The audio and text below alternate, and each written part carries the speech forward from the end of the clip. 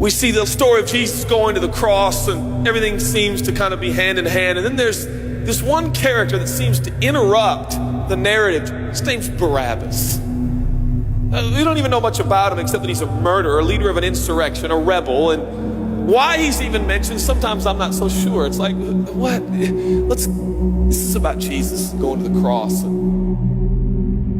So in this moment, Pilate thinks, I hold the destinies of these two men in my hand. I know the Jews have a tradition that on a holy day, I will release one of the prisoners on death row. Pilate stands on this audacious stage, who now presents Jesus, Son of the living God, versus Barabbas, the thug and rebel. He says, all right, who do you want? This is blasphemy. This has gone too far. There's no comparison. This is a rightful prisoner, a man who should be on death row. He's a rebel against Rome. He leads a rebellion. He murders people. He's a bad man. He's a thug and he's a crook. He deserves the chains and he deserves the crucifixion. Jesus?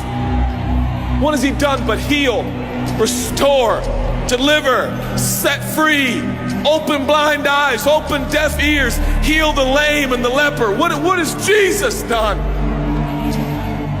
Who do you want? We want Barabbas. Yeah, give us Barabbas.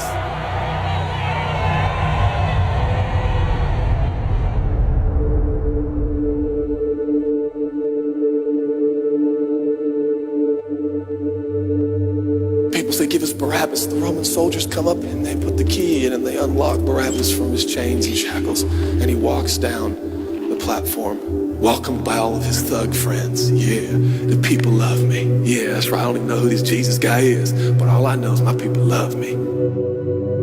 There seems to be no conscience in Barabbas. There's no record of him turning to Jesus and saying, I owe you everything now, for you have set me free. No, I don't see any of that in Barabbas. And God knew that. Jesus stood there, silent, for he knew the will of the Father.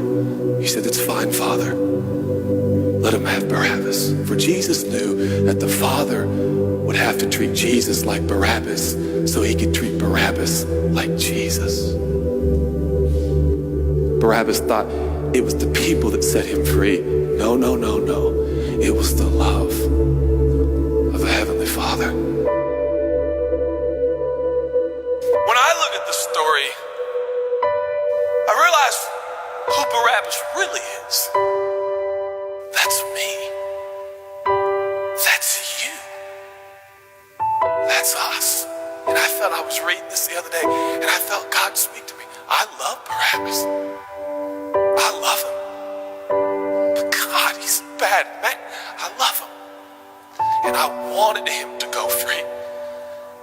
But didn't you know that he probably would have never acknowledged the free gift? Yeah, but I love Barabbas. For while we were still sinners, Christ died for us. God sent his son for Barabbas, even the one he knew would walk away from Jesus and his free gift and never come back. He loves him. And the nerve, the gall, and the audacity of believers to think, I got saved by grace, but now that I'm in this deep, dark place of bondage, I better work hard to get myself out. What? That's the opposite of the gospel. Are you bound? Are you held under the power of this temptation, this sin? You feel like it's controlling you? What are you gonna do? I'm gonna shake myself free. Stop it! No, you won't! You're no match for the powers of hell and the urges of sin. You will not overcome it, and you will never overcome it. You'll just be another statistic. There's no answer within yourself. Your own marriage, your own goodness, your own discipline, your own devotion will not save your marriage and will not save your kids. There's only one, and he's the one that took your place. He's the one that stood silently on the platform with Pilate and said, yes, let him have Barabbas. Take me. How many times have I stood on that platform with Pilate and Jesus, and I'm the Barabbas, and they start to take my chains off, and I say, no, no, I deserve this. I deserve the guilt. I deserve the shame. I deserve the consequence. I deserve it. Jesus seems to look at me and say, no, son, let me have it. Let me have your sin. Let me have your pain. No, God, I did it to myself. I deserve it.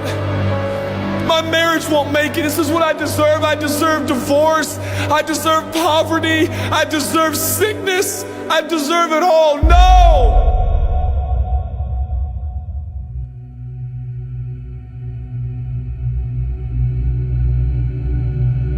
God, I'm so ashamed. Give me your shame.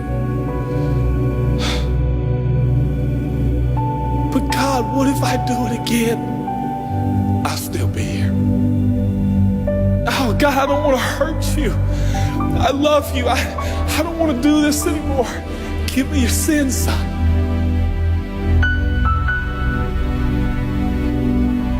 This is all we got. It's all I got. It's all you got. We can play games. We can play church games. We can pretend like some people are better than others and that's why they're blessed, or we can all come to the honest conclusion that it's God. And it's God alone. The greatest challenge is not your discipline, your devotion, your focus. Your greatest challenge is believing the gospel. Could it be that there's a God with a love so scandalous, so wide, so deep, so vast, so high, so expansive, so welcoming, so inclusive? Let me have your sin, son. Okay. When I give him my sin, and I stand in this empty space of forgiveness and acceptance while Jesus walks off to the cross that I deserve. I see him walking to the post to be whipped. As I stand a free man, all the attention is turned now. And I feel the love of God saying, go, son, live your life. I'll pay the price. Where did we get off thinking that we were gonna set ourselves free? It's still Jesus. It'll always be Jesus. It'll never stop being the power of Jesus. If his blood is sufficient for your salvation, his blood is sufficient to sustain you through every challenge and every sin and every temptation. Jesus is enough.